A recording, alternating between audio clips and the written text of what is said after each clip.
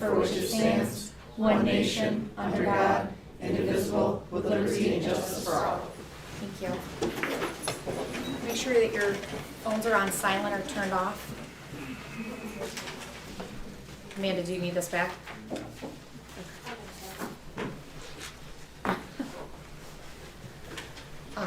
Mr. Bonanno, thank you for the smiley face. I don't think that we actually have anyone to speak at public forum, so if you wanted to make the introduction.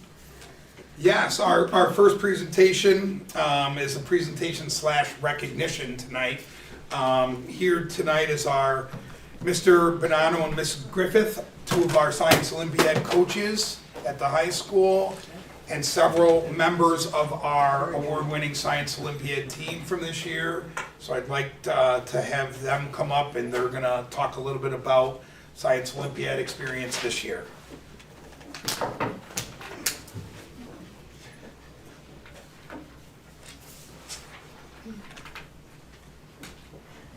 We need an extra table for Tessa's cardboard box.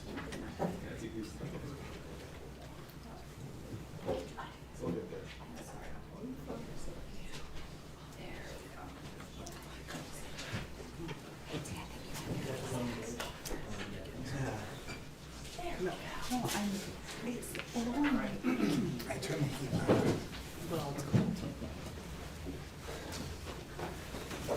Or did I? We're just gonna let the kids kind of get their stuff out there for a minute, kind of put on display for you. If you wanted to go around and just. Let Nancy hold it.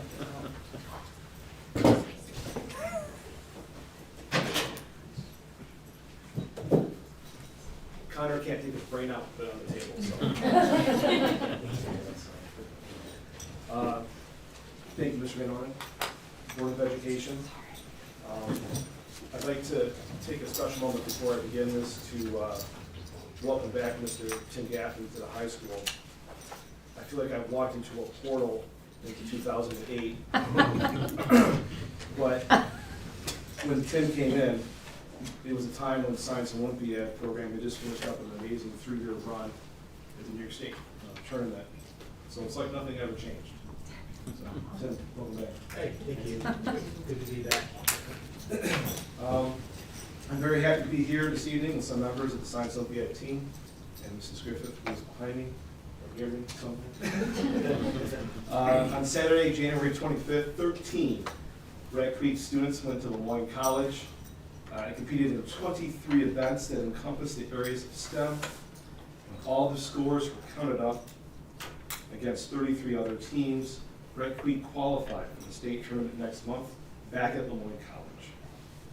As scores were unraveled, it was evident that Red Creek was amongst the best schools from all over central New York, both public and private. So there's the team picture you can see there. 6th place overall. We're states bound for the 3rd time in 4 years. I try to put these charts together to show some perspective. The first chart that you see here, Red Creek stacked up very well against all central New York powerhouses with an overall medal count of 12 out of the 23 events that were held that day. That's nearly 50% of the time 2 of our kids were going up to receive medals in the top 10.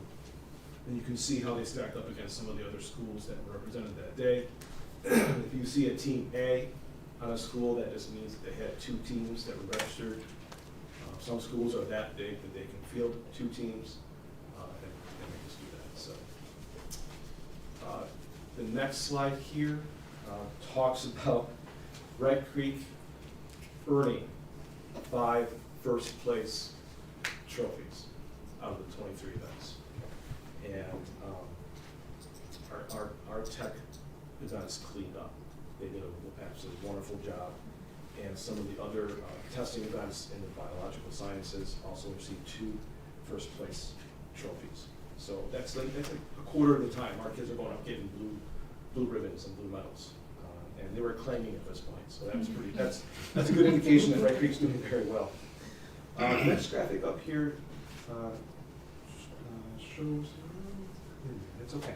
I had another graphic in there that shows the VED scores. For people who are new to the board, Mr. Joyce, you know, the VED scores are classification scores that New York State uses to classify sports teams, Class A, B, C, D. And Red Creek has a VED score of 204 students, grades 10 through 12. As comparison, Cicero North Syracuse, who we beat, was 1,815.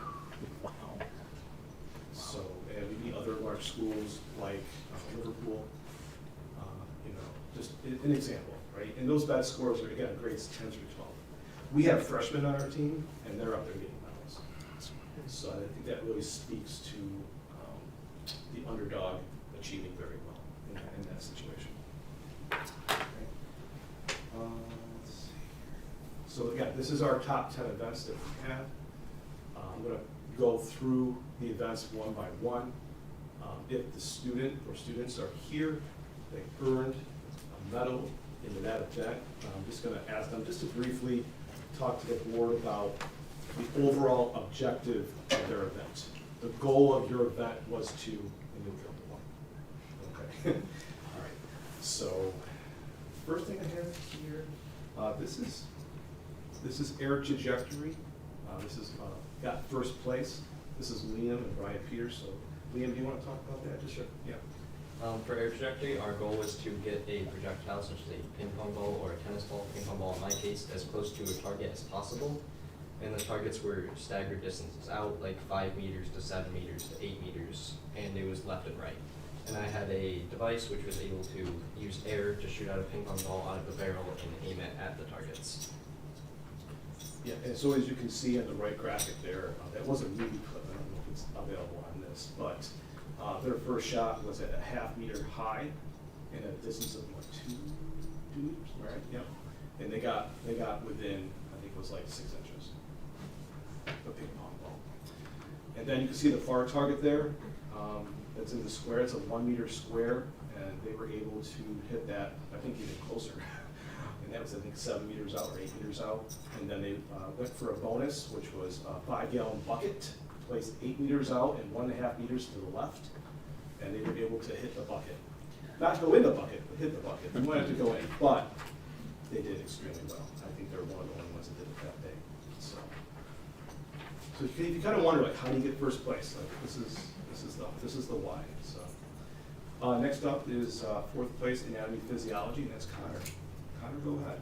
So for anatomy and physiology, we had to answer a series of multiple choice and short answer responses based off of a single sheet of paper and memory, pretty much.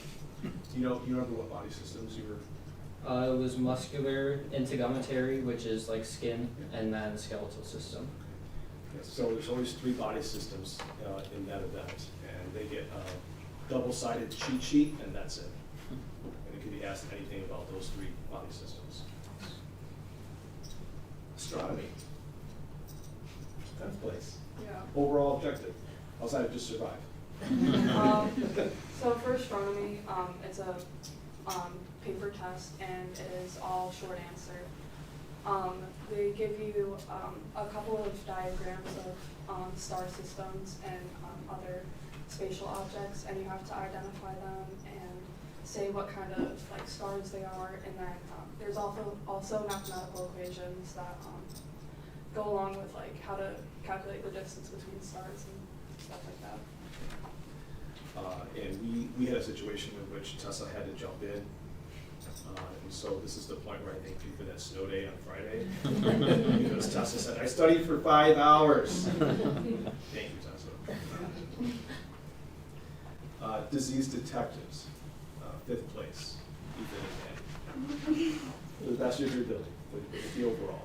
So it was like a series of multiple choice and short answer, and we had like different case studies and experiments about disease outbreaks, and we had to like, first it would ask questions like what percentage of this, and then we had to do that like 3 times, and then it would ask like how does this compare to that, and how does this correlate, and we had like 50 questions. Right. So it's an extensive study in epidemiology, and it can be anything. And there's so many diseases out there. So And again, a double-sided, right, Mhm. sheet of paper with a cheat sheet. Ecology is one of our biological first places. So for ecology, we had another single sheet reference paper, and we had to answer, it was kind of evenly split between multiple choice and short answer, based on how a species affects an environment and how those species interact with each other. Electric vehicle, you can see the vehicle is on the table in front of you. This is Tessa and Nathan.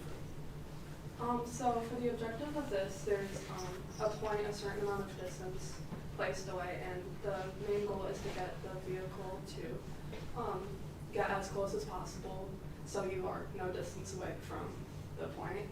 How the car is powered, it's electrically wired, and it gets programmed for the amount of distance that it has to go through a series of code.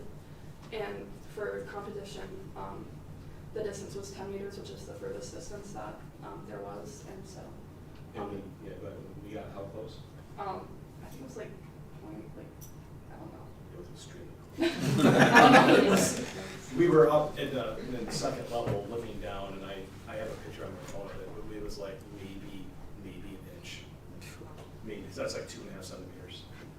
I think that's even too much. It was, we roared when it stopped, so. She used to program it to go, and she used to program it to stop, too. So, so there's a lot of calibrating with a lot of these building events that you see.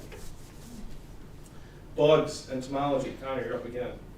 So for this event, we were allowed a 2-inch binder containing anything from any source, and a single national field guide of insects. And we had to identify and then list certain characteristics of any of 100 insects.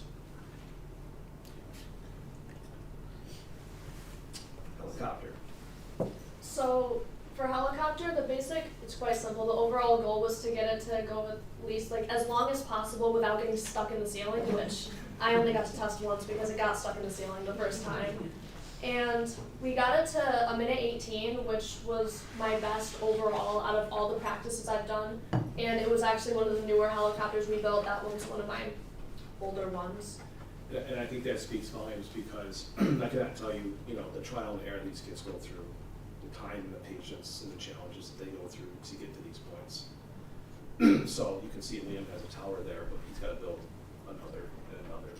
And Tessa has to calibrate now down to, I think, 1/10 of a meter. At regionals, it's 1/4 of a meter. So it gets a lot harder. Microvision, another first place. Ethan and Bethany are here tonight, but micro is studying the prokaryotic world and anything involved with prokaryotes in their replication, their existence, and anything about their functionality. Robot Ramble was 10th place with Christopher and Braden. And then we have Tower. So our goal of Tower was to build a tower that only had 3 contact points on the ground, so I've got 3 little points where it touches, and it was to hold the most weight, I guess. But the maximum weight was 15 kilograms, and it was a bucket of sand that was held by the tower, and you would get more points for a lighter tower that could hold the full weight than a heavier tower that could hold the full weight. Correct. So it's an efficiency. So I think your tower was what, 11 grams? Yeah. So your 11-gram tower held 15 kilograms. Wow. So that would be about, what, 35 pounds?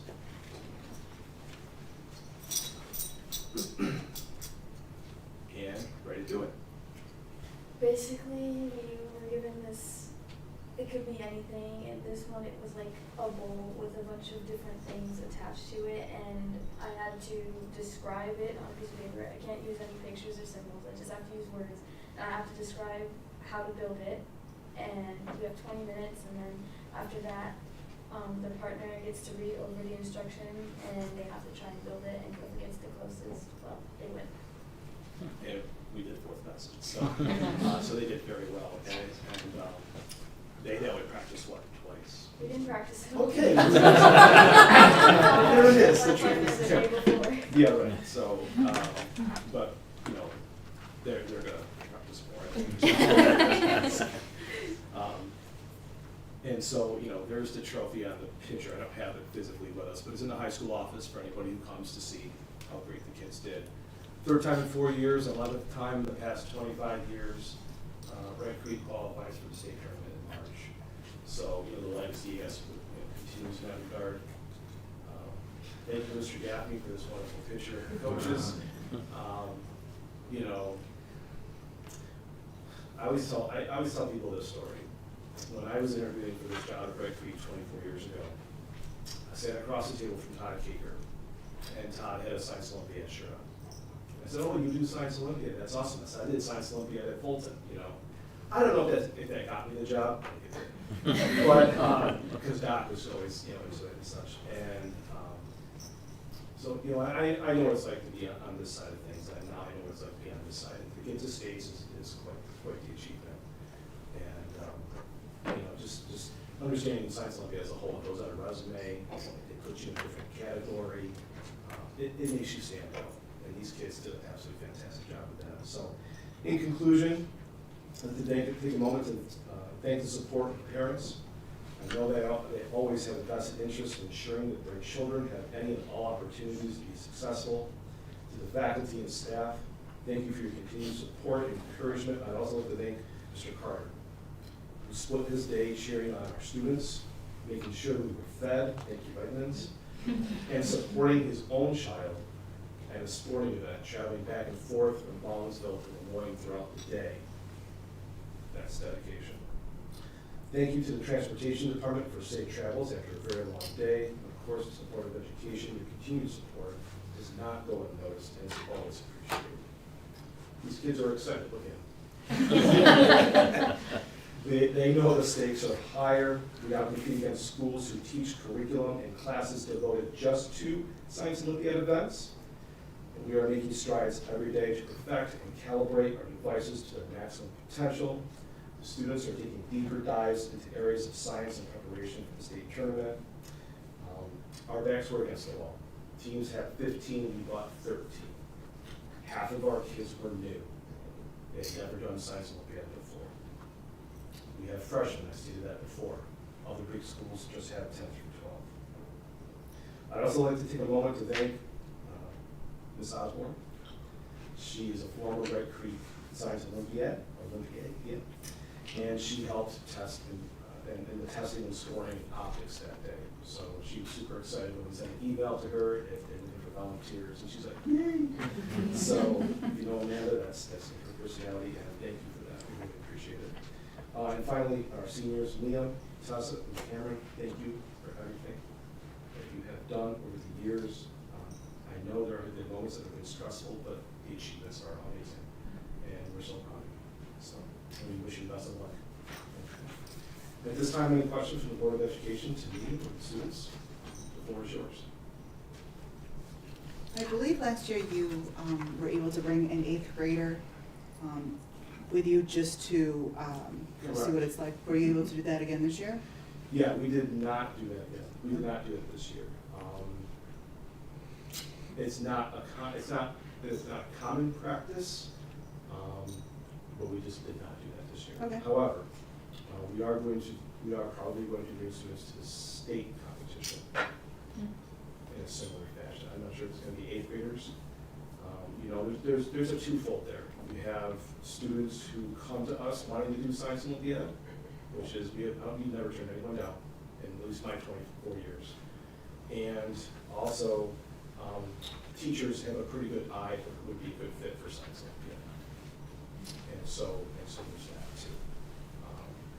But yes, we did bring Connor last year. I did not say anything.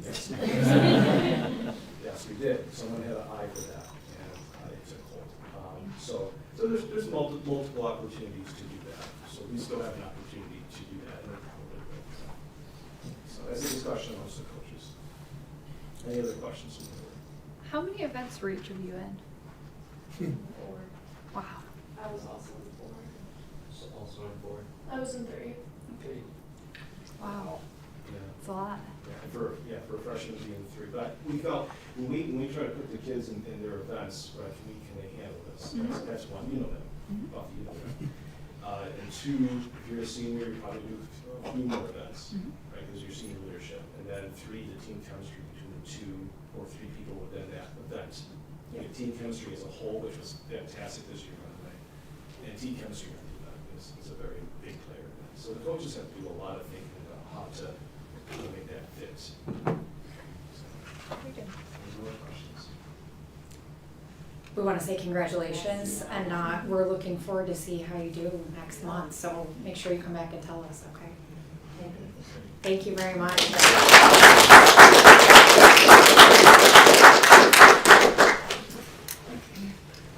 Folks, I have a token of appreciation for coming tonight, so don't be shy, come on up. Connor, Standing in front of us wasn't awkward. you need more hardware, so congratulations. Thank you for coming this evening. Thank you.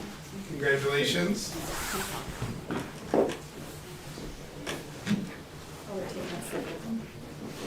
Great.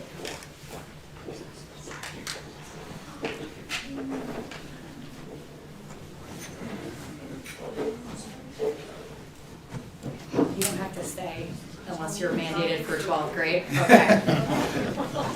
Yeah. I know, might as well tough it out. Get a medallion to show up? Should be extra points if you listen to Mrs. DiBiase talk about the budget, so. When you're ready. You all set? Yes, I am. Okay, our next presenter is Ms. DiBiase. She's here to give us our first wave of our budget presentations as we work through our budget process for the 25-26 school year. So without further delay, I will turn it over. All right, so first I wanted to start with how we go through the budget process. So even though the governor's numbers just came out, we do a lot of work ahead of time to start projecting our needs for the next year. That includes all of our current programming and how we keep doing great things here at Red Creek. Tied to that, a survey went out last Friday on the 31st to community members to give us some feedback about what's important to them that we do here. So community members, staff, students, anyone who might have a stake in what our school district budget is. So the survey will close on February 7th. If you haven't taken a few moments to complete it, I really encourage folks to do that, and we'll send out a reminder as well. All right, so last year we talked a lot about how Red Creek relies on New York State aid to fund the majority of our district budget. Last year that was about 75%. So we really can forecast our needs, but until the state releases these numbers, it's kind of hard for us to know what we can actually afford as a district. These numbers just came out, so I wanted to go through them with you and give you an idea of what our outlook for next year is. So first number up there is our foundation aid. If you have been looking at the news, they recently did a study on the foundation aid formula and made recommendations to the governor's office to make some changes. She didn't do all the changes, but she did implement some of them. So you'll see we have an overall 2% increase of about $258,000. In the past, we've seen a bigger increase, but pleased not to have a decrease there. The next number, our BOCES aid. They're projecting an increase, a pretty significant increase of $164,000. I want to put a caveat on this number, which is our BOCES submits estimates to the state on our behalf of what they think we'll spend next year. But we have a better idea of what we think we'll spend based on services we know we won't have anymore, like for instance, the CDO service during 24-25, that's our first year without that. So we kind of have maybe a more intricate idea of what's going on with our BOCES expenses. So you'll see this on the governor's documents. I actually project that we'll receive a little bit less aid than that, just on the basis of knowing where our funds are flowing in and out. So just good to keep in mind, these are projections. They're not set in stone at this point. Our excess cost aid, that has to do with students who are in programs or placements that have a higher than average cost for education. So the state, once we get to a certain point, they give us a little bit more aid in recognition of those increased costs. They're projecting a decrease in that, but I know that we have higher placements than we did this time last year. So that should theoretically remain pretty flat or maybe an increase. So another, we'll see 23% that might represent one student based on the costs that come in with some of these kids. So having your excess costs fluctuate really just depends on how the students are coming in and out of those placements. Our instructional materials aid, 2%, same increase as foundation aid. That stays pretty stable most years. And then our transportation aid, a bigger increase there. You'll remember last year we had higher transportation expenses because we were fully staffing our transportation department. So we're seeing a year later the projected aid on those increased expenses. So just remember, we always get the aid on a year's lag from when we actually spend the money. And the last number on this one, I know it looks kind of scary, but it's not so bad. So our building aid, we had about $1 million fall off in building aid. So this is an expense-based aid, so that means we have to spend money to get the aid back. We had some debt fall off from a previous capital project, and when that happens, the aid falls off as well. So you're seeing that aid drop down, and we'll talk a little bit about it later on as well, but our expenses on the other side have also dropped off. The net impact there is about $100,000. So even though that $1 million number looks really, really big, just keep in mind that the two sides of the budget, the revenue and expense, we're going to see that adjustment on both sides. All right, so what are the things that drive our budget? The first thing, we talked a little bit about the change in the foundation aid formula, net-based data that they're using. So as they kind of update and manipulate that formula, it has big impacts for Red Creek because we rely on that aid to make our budget happen every year. This is still the executive budget. It's not this legislative, so it's not final. That said, I wouldn't expect significant changes. And then again, that building aid drop off. So I know we've talked about our capital project. We had a vote. We're waiting on approvals. Why haven't we taken on debt on that, right? Because if we have debt, we would have some aid. And the answer is really that we don't want to take out debt earlier than we need it because our voters pay interest on that. So we want to wait and take out that debt as we go along so that we minimize the cost of that interest for our voters. As we start filing for aid on this capital project, as it gets going, we should see that building aid number come back up. And then, so that's kind of governor's proposal, the revenue side, other side of the house, the expenditure side. A lot of items we kind of already have in our hands, but some of the items that we're waiting on are ones that have a really big impact on our numbers. So our health insurance, that's about a $3 million expense in our budget this year. That's what we budgeted. If we have a 15% increase, that could be an increase of about $400,000 on the overall budget. So it's one number, but it has a pretty big swing for us. We are still not finalized with those. We should have those numbers in a couple weeks. The board or the consortium has to go through and set those. So we'll see some updates there. And then the other thing is we have some settled contracts we have contractual obligations for. So those are pretty much set. But our contractual obligations are some of our biggest figures that raise our budget up. CPI, another term for inflation, is about 4% on our non-salary items, but we have a couple of categories that are increasing more than 4%. So our operation supplies, as well as our energy and fuel, are rising more quickly than CPI. I'm sure everybody feels it at home. Electricity costs a lot more, natural gas costs a lot more. Same thing is happening for the school district right now. And then one of our last big costs, our BOCES costs, they're budgeted for about $3.4 million this year. They are just starting to release some of that rate information for the school district.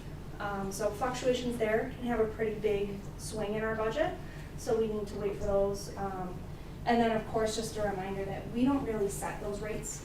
The BOCES looks at what everybody in our region puts in, and based on those numbers, sets a rate and allocates out that cost to us. So, sometimes their rates might increase a lot or a little. It all depends on what everybody around us actually puts in for that year. So all that said, what does our budget actually look like? Right now, I've broken it into categories that are a little bit easier to think about as far as what are we actually spending that money on. So for salaries, we're budgeting an overall 5.4% increase.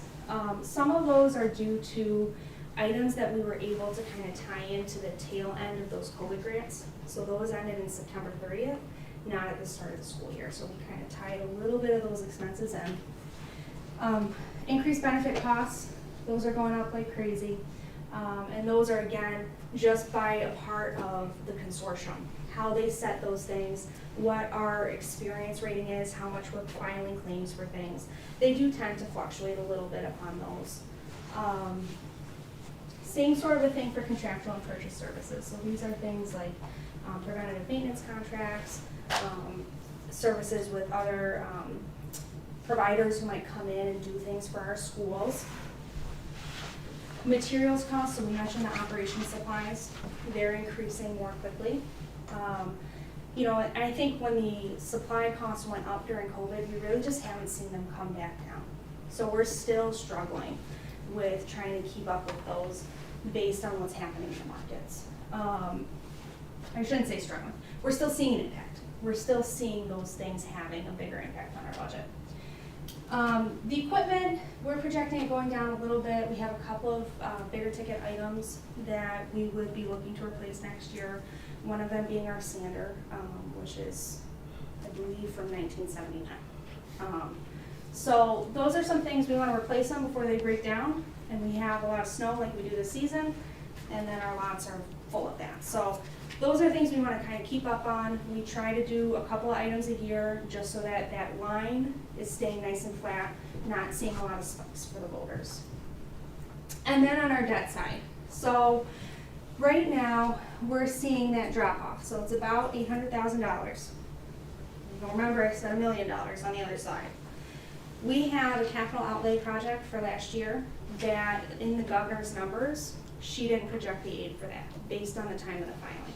So once that aid gets processed, which it will before next year, we should see our aid go up in the building aid, bringing that number to $900,000 drop, $800,000 drop in expense, and there's our $100,000.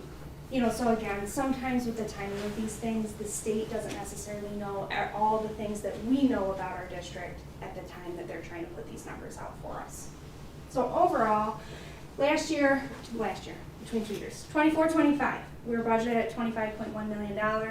We're projecting a $25.9 million budget. That's about a 3% increase, 2.9%, which is relatively normal. Nothing going out of control expense-wise. And just remember that in 23-24, we spent $1 million worth of COVID funds. So when you see that 23-24 actual is 23.7, remember that not included in that general fund number is $1 million that we spent using COVID funds. So we're expecting those to kind of come back into the budget at this point. So where do we go from here? Our total revenues are budgeted at 24.7, and our total expense projection is 25.9. That leaves us with a $1.1 million gap. You know, if you think back to last year, we saw a large gap there as well. You know, we have had the good fortune to have had a lot of grant funds, and that's allowed us to do a lot more things, to keep things, and to expand what we're doing, which is great. What we're seeing now is the impact of those one-time funds expiring, you know, as well as those one-time funds helped us be able to maybe do more than we would have been able to in a normal year based on the aid that we get from the state. So when we talk about the budget long-term, we know we have a 2%, you know, we think of it as a 2% tax cap. There are exclusions to that, so it does fluctuate. But when you think about that number, most times if CPI is 4% and we're only getting 2% increase in foundation aid now with this new formula, our expenses will outpace that increase in revenue.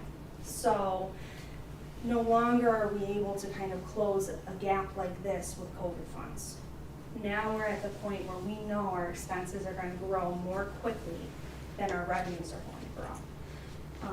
And you know, now that they're making changes to that foundation aid formula, it's a lot more unpredictable. If they're willing to make changes this year, we may see changes next year.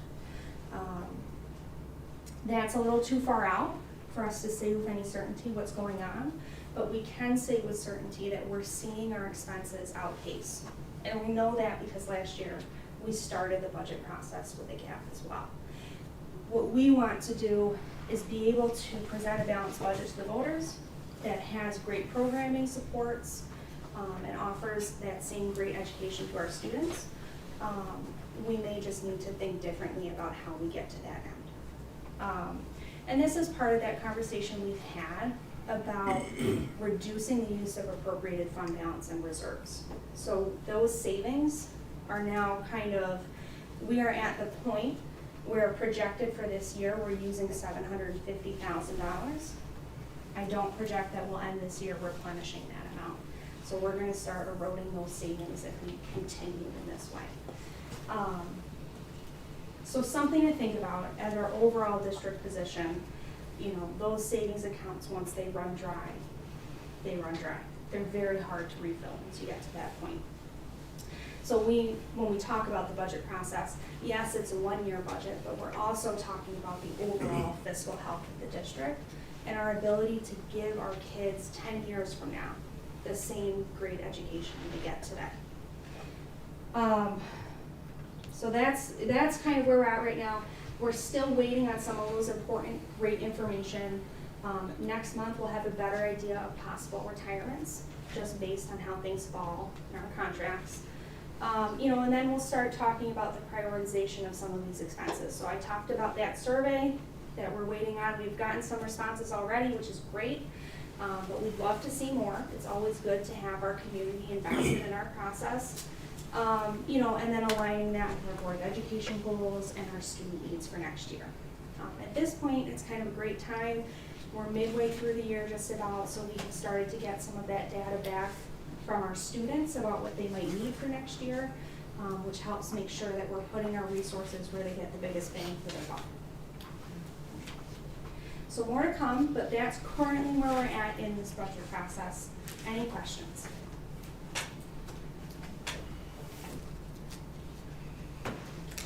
Thank you. Thank you.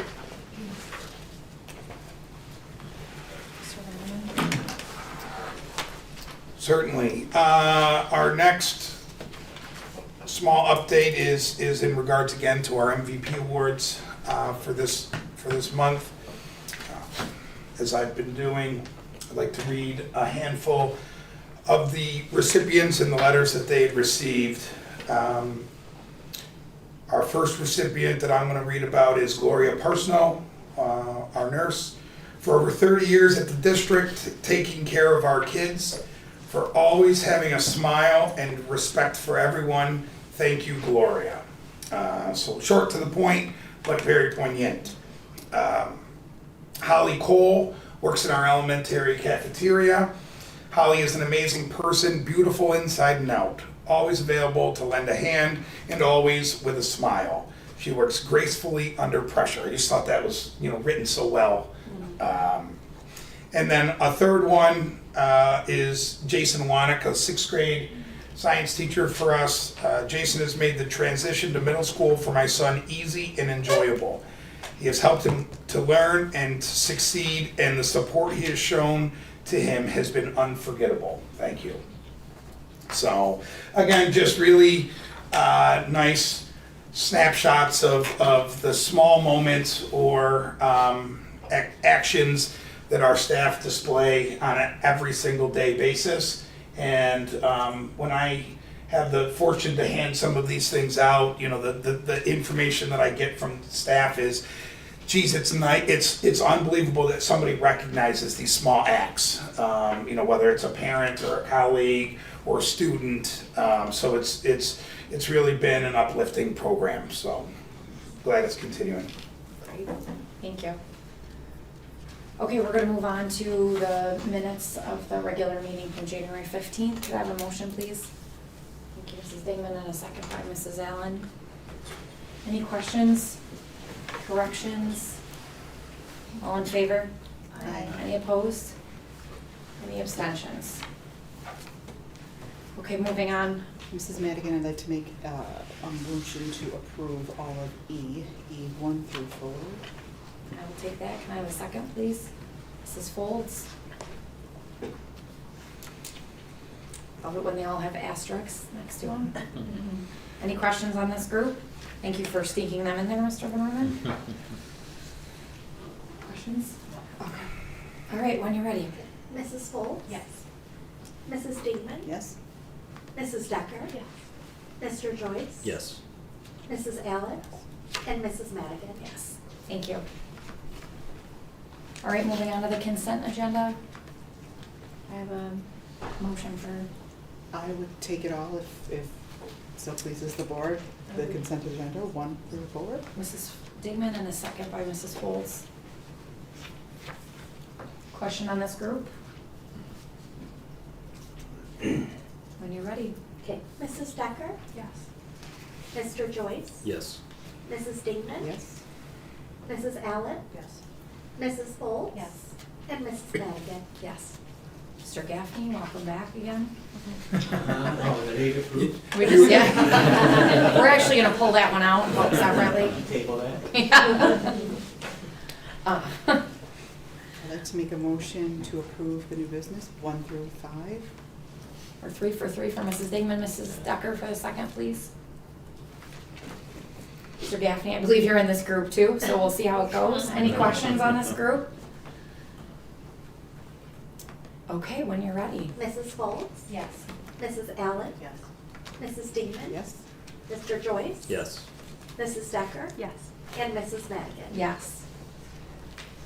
Any questions on the administrative reports?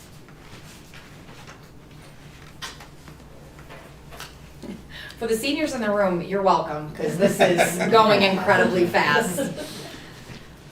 Okay, Mr. Van Orman, would you like your 30 seconds to speak before we move on?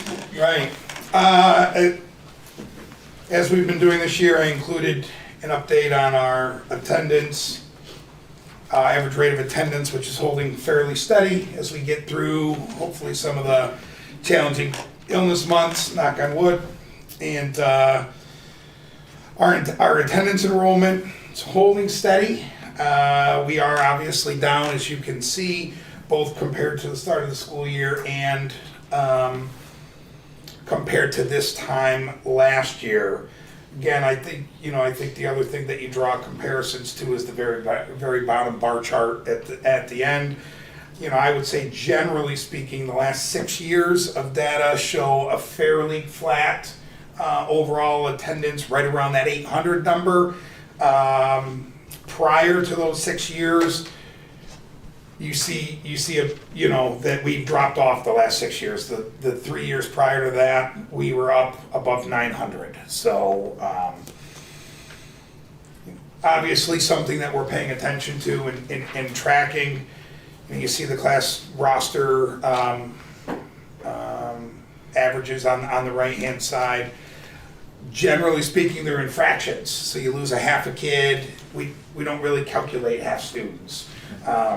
They get whole chairs in our classrooms. So holistically, we need to watch it month to month. It's a little bit of a challenge. So just at least it stayed steady this month. Thank you. The second document is just a quick update on our Community Center Advisory Board. There was a vacant seat for the town of Victory, which the advisory board has since filled. You'll see that there is still a vacant seat for the village of Fairhaven, which I believe the advisory board is working to adjust. This is not something that needs to be voted on by the Board of Education, but because it has received some attention, we've talked about this in open session quite a bit in the last year and a half or so. I just thought it would be relevant to see, for the whole board, to see all the names, where they're representing, and when we get a new member, we'll bring you that information just so the board's aware. Thank you. Does anyone have any updates for their committees? The Finance Committee met. We reviewed the budget performance, reviewed the status of the reserves. And although we were able to fund the reserves at the end of the year, we've had several years of using reserves and not replenishing, which the financial cushion that protects us against unexpected costs of revenue shortfalls gradually or exponentially diminishes. But it is something that the team is looking at. But overall, we're going to be facing some challenges based on the revenue. And I think our job on the board is just to listen, support, and see how we could help out. For newer board members, since this wasn't a committee that was necessarily paid much attention to, do you think it's helpful? Oh, definitely. No, I get a lot out of it. You've been great, and I really do appreciate it. Did we talk together at one point about if anyone else wanted to tag along to these finance committee meetings just to learn more about, did we discuss that or did I dream that? I don't remember that, but I would assume that If Mrs. DiBiase wouldn't mind more people coming. There are some limitations to that. We, Can't have a quorum, right? yeah, if we had a quorum, Gotcha. that there would be a different set of setup for that. But, you know, we can look at what that might need, you know. Sure. If it's productive and helpful for the board to understand that part, we can look at ways to continue to provide that information. Yeah, I appreciate that we added on, like, during the budget time, an extra meeting. That's been great, but I just wondered too if maybe beyond that, so we can maybe certainly discuss. Yeah, we've done it in twos before, just with the business official, and that was helpful. Some of us needed to go more than 4 or 5 times. But maybe that's something that we can set up if there's other people interested in taking on another look, 'cause I think it's a good idea. I assume the policy committee is meeting, going over policies? Regularly. Okay, just checking. Anybody on this side? Just a couple of highlights from the community center advisory board. The board is continuing to discuss different ways to partner with neighboring school districts for pool usage. And the capital project just continues to be an ongoing conversation almost every month, just brainstorming and just keeping it, trying to stay in front of things, even though it's still a little ways away, but just not losing sight of sharing some ideas. The advisory board had requested Ms. DiBiase to join the January meeting to discuss some financials of the community center, which was nice. I think everyone really well received her presence as usual. And then the new equipment was delivered about 2.5 weeks ago, and I haven't heard anything but rave reviews and It's fantastic. yeah, and the layout of the both rooms actually was changed, and it's so much better. And so I hope that the members really are enjoying the new pieces of equipment, but then also the new layout as well. So it was very exciting for the community center to receive those items. So, and I believe that's it. Thank you. Thank you. Stephanie, anything else? Okay. All right, if there's nothing else, I'd take a motion to adjourn, please. Mrs. Damon and a second by Mrs. Decker. Thank you very much. Let's do it.